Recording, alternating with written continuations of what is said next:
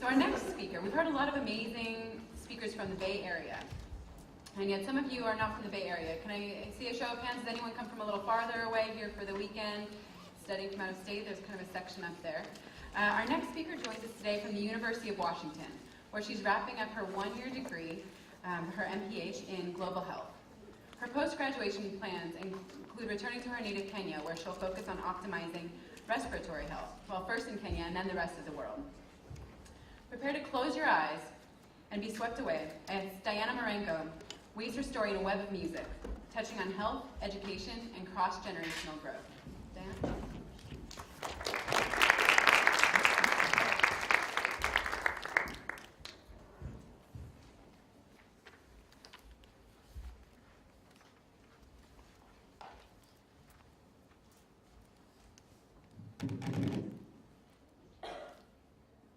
What is the value of an education?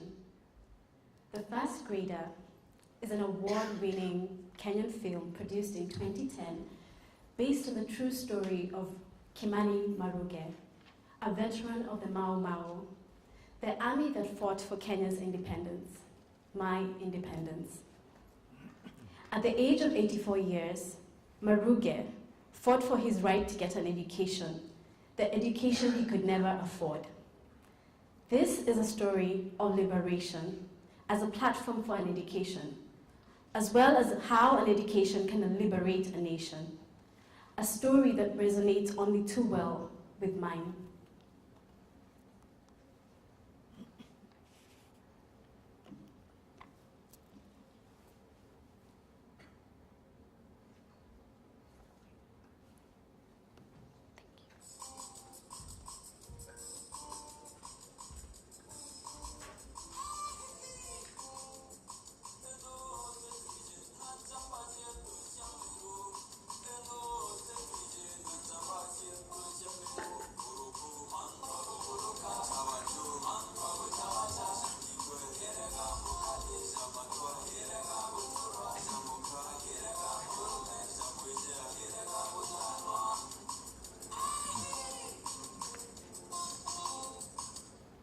This piece is with permission from Kamanu Ntomwari, an African Benga musician who's all about culture.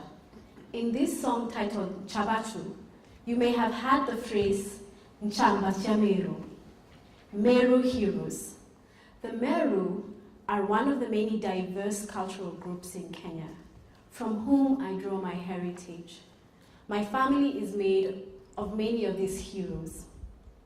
My paternal grandfather, the late Kaunja Ntomburugo, like Marangu in The First Grader, was also a Mau Mau freedom fighter. Unfortunately, he passed away when my father could barely walk. Although my grandmother was a widow and illiterate, she ensured that all her children got an education. My father wore his first pair of shoes at the age of 16 years when he joined secondary school, later becoming an educationalist and promoting entrepreneurship and vocational training on the whole of the African continent.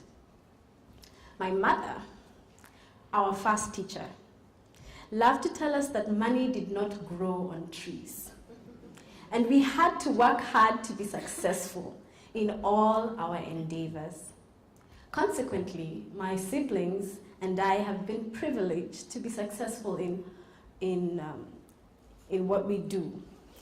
We've been brought up in an independent Kenya, brought up by educated parents, and as far as I can remember, never lacked shoes on our feet. I think this is one example of what freedom through independence, hard work, and an education can do to several generations amidst adversity.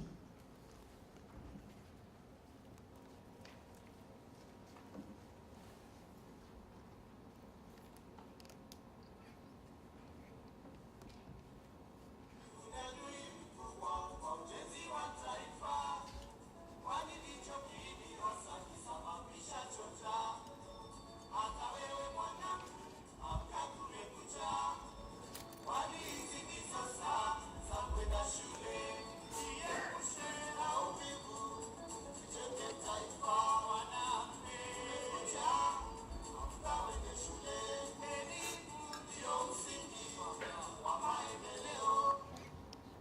This is a song in Swahili, Amka Kumekucha, by the Maroon Commandos. It was my favorite, it was my maternal grandfather's favorite song, Jojo Ntwamboto. The profound lyrics in this song were heard on radio by all 3 generations. This Kenyan band called us to wake up and work. This specific piece, when directly translated, goes like, laziness is a great enemy to the development of our country. Avoid it at all costs. Wake up, my child. It's time to go to school. Education is the foundation to development.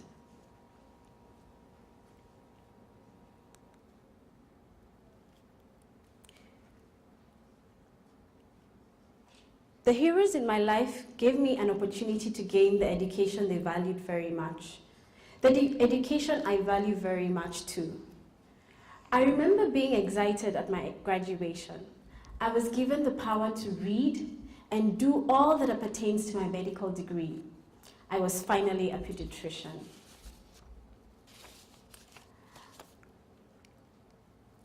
I walk into the emergency room of the district hospital that I work in. The triage nurse, who makes sure that patients receive care in order of priority, has just brought in a child with her mother. Amina is a 4-year-old girl who has come in with cough, difficulty in breathing, and diarrhea for 4 days. She informs the medical team present. Dr. Musao, the medical officer in charge, approaches the mother, who now has tears in her eyes. Dr. Musao makes very quick observations as she asks the mother to stimulate Amina by calling her name and patting her shoulders. She calls for help for the emergency team and explains briefly to the mother that they will need to place Amina on the emergency couch and care for her as she's very sick. The team she has called for is immediately ready to help. Dr. Musao swiftly moves to the head of the couch, checks Amina's airway, which is clear, and keeps it open. Dr. Musao now proceeds to assess Amina's breathing. Amina is breathing rapidly, and Dr. Musao counts her breathing rate for 1 minute and tells the team, respiratory rate is 56 beats per minute. She exposes Amina's chest and examines it, reporting. There is lower chest wall in drawing, and on auscultation, there are cross crepitations had bilaterally, but there are no wheezes. Clinician Gitao, part of the emergency team, has already placed monitors on Amina and compliments Dr. Musao's assessment of the breathing system by reporting oxygen saturation, 89% on room air. Nurse Onyango is already handing Dr. Musao an oxygen face mask. Dr. Musao, I set the oxygen flow rate at 6 liters per minute. Yes, sister, set it at 6 liters per minute. They found a problem in the breathing system and immediately sorted it out. Dr. Musao goes on to assess Amina's circulation by checking if there are any signs of dehydration and reports to the team. Her hands are cold until the wrists and her feet are cold until the ankles. The capillary refill time is prolonged at 5 seconds. Her pulse is weak, but she has no palmar pallor. Amina also has signs of severe malnutrition. So this is the form of dehydration that we call shock, a complication of diarrhea. In Amina's case, it has been further complicated by severe malnutrition.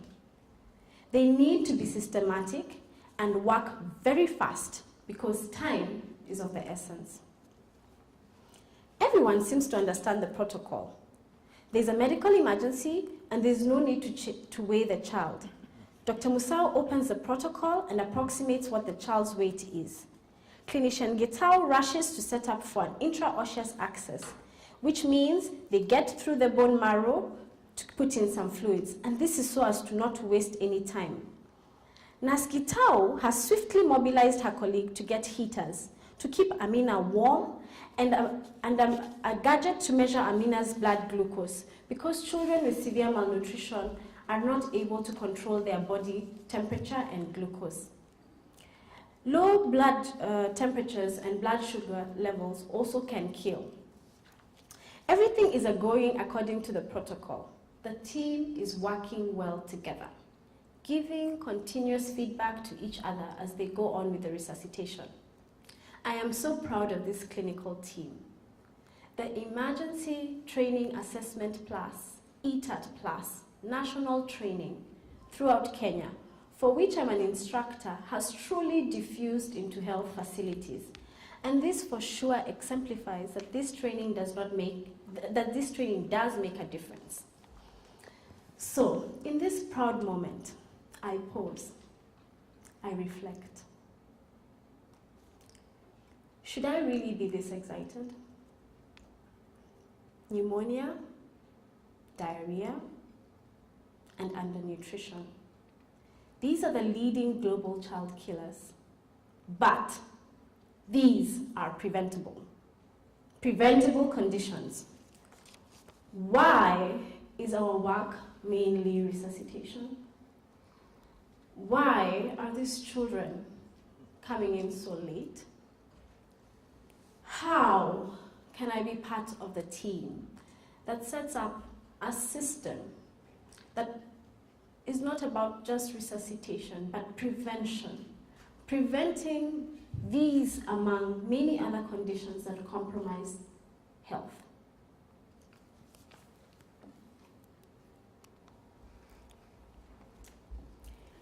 In my life, freedom has been a platform for education.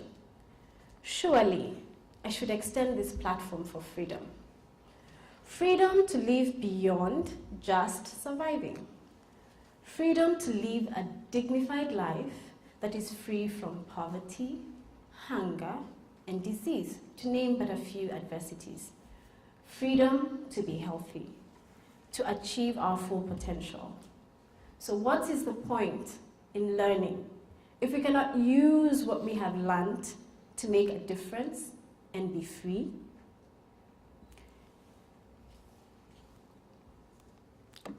To fight in this struggle for optimal health for all, to fight for this freedom, the power lies in my thoughts, my actions, my voice. I'm here to learn how to communicate more effectively for health. In this lies the power to effect change that goes beyond the facility in which I work in. My vision is optimal health for all, in my country, the region, and the entire globe. Jojo Kaunja, Jojo Twamboto, Jojo Julieta, Jojo Ruth, Baba, Mama, these are my grandparents and the Meru heroes I talked about. The fight continues. The legacy and stories will live on.